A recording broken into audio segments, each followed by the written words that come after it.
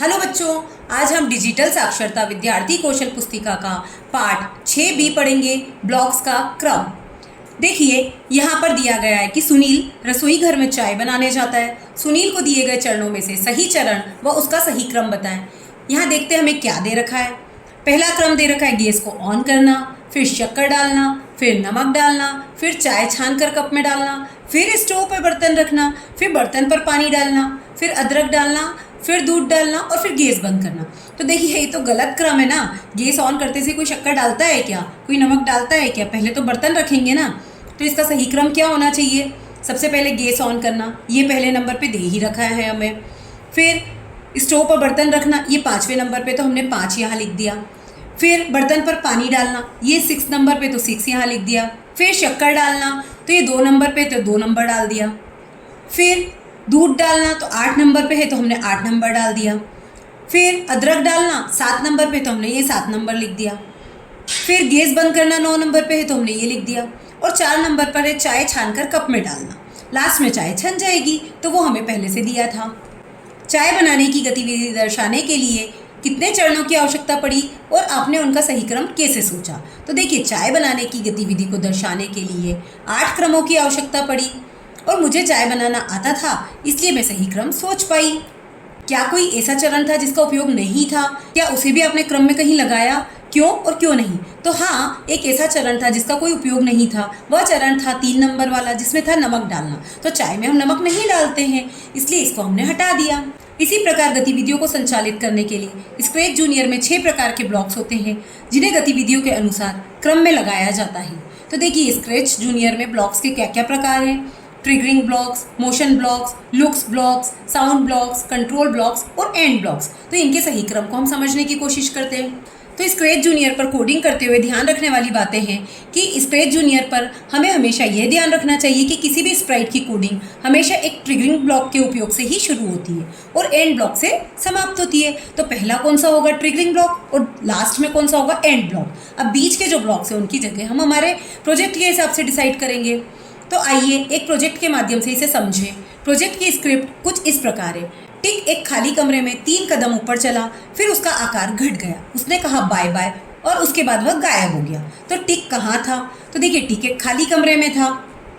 टिक कितने कदम ऊपर चला और फिर क्या हुआ? तो देखिए, टिक खाली कमरे में 3 कदम ऊपर चला और फिर उसका आकार घट गया। टिक ने क्या कहा और उसके बाद क्या हुआ? तो देखिए, टिक ने बाय बाय कहा और उसके बाद टिक गायब हो गया। आइए देखें कि ये प्रोजेक्ट कैसे बनाया जा सकता है। एक नया प्रोजेक्ट लें।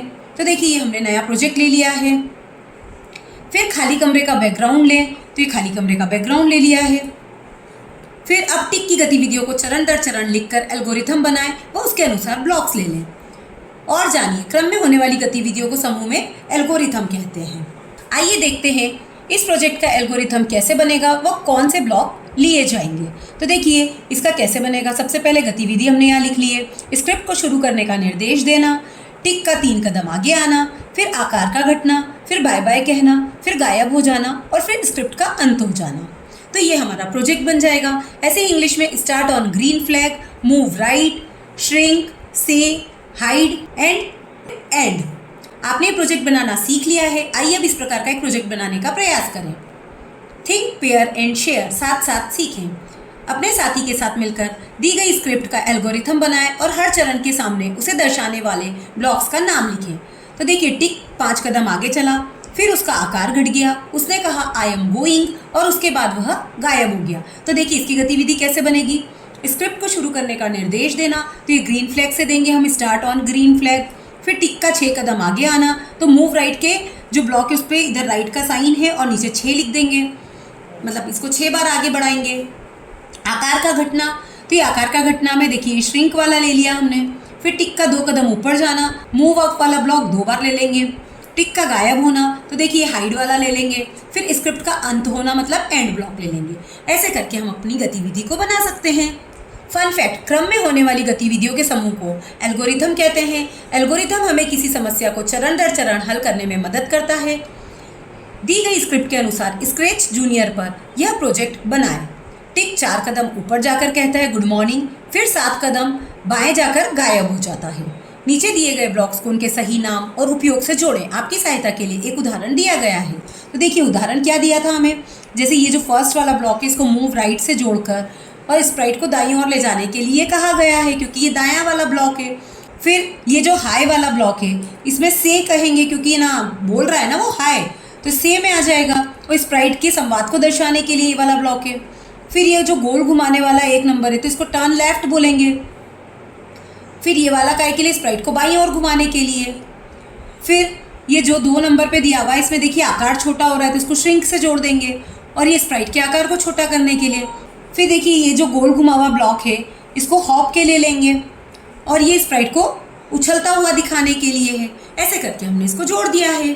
स्क्रैच जूनियर को अपने घर पर किसी मोबाइल, टैबलेट या कंप्यूटर पर इंस्टॉल करें, उसे ओपन करें व एक नया प्रोजेक्ट लें। अभी तक सीखे गए ब्लॉक्स का उपयोग करके अपना एक प्रोजेक्ट बनाएं, अपने प्रोजेक्ट के बारे में लिखें। तो देखिए स्क्रिप्ट को शुरू करने हेतु निर्देश देना, तो स्टार्ट ऑन ग्रीन फ्लैग, फिर टिक का उछलना, तो ये उछलने वाला ले लिया, इसको हॉप लिख दिया। टिक का गायब होना तो हाइड कर दिया। टिक का दाईं ओर जाना तो मूव राइट कर दिया, और स्क्रिप्ट का अंत मतलब एंड ब्लॉक कर दिया।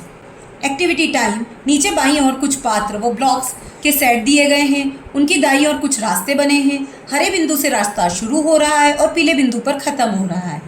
आपको मोशन ब्लॉक्स को देखकर अंदाज़ा लगाना है किस पात्र का रास्ता कौन सा है। उदाहरण के लिए जैसे सेंटा को निम्न कोड दिया गया है। अब सोचिए कि यदि वह इन निर्देशों का पालन करेगा तो उसका रास्ता कैसा दिखेगा। फिर दिए गए रास्तों में से सही विकल्प को चुनें। तो देखिए इस सेंटा को क्या निर्देश दिए गए हैं, पहले दाईं ओर, फिर नीचे, फिर बाईं ओर, फिर नीचे। तो देखिए इसको मैच कर रखा है। ये सबसे पहले दाईं ओर गया, फिर नीचे गया, फिर दाईं ओर गया और फिर नीचे गया। अब सेकंड वाले में क्या निर्देश है, दाईं ओर, फिर ऊपर, फिर बाईं ओर। तो देखिए ये सबसे पहले दाईं ओर गया, फिर ऊपर और फिर बाईं ओर गया। फिर इसमें क्या निर्देश है, सबसे पहले नीचे, तो देखिए ये नीचे गया, फिर दाईं ओर, फिर ऊपर की ओर और फिर बाईं ओर। फिर इसमें क्या निर्देश है, सबसे पहले बाईं ओर, फिर नीचे, फिर दाईं ओर। फिर इस वाले में क्या निर्देश दे रखे हैं, सबसे पहले ऊपर, फिर दाईं ओर, फिर नीचे, फिर बाईं ओर और फिर नीचे। तो ऐसे करके इन निर्देशों के पालन को करते हुए इनने ये मूव्स लिए हैं। ऐसे हम कोई सी भी हमारे प्रोजेक्ट को बना सकते हैं।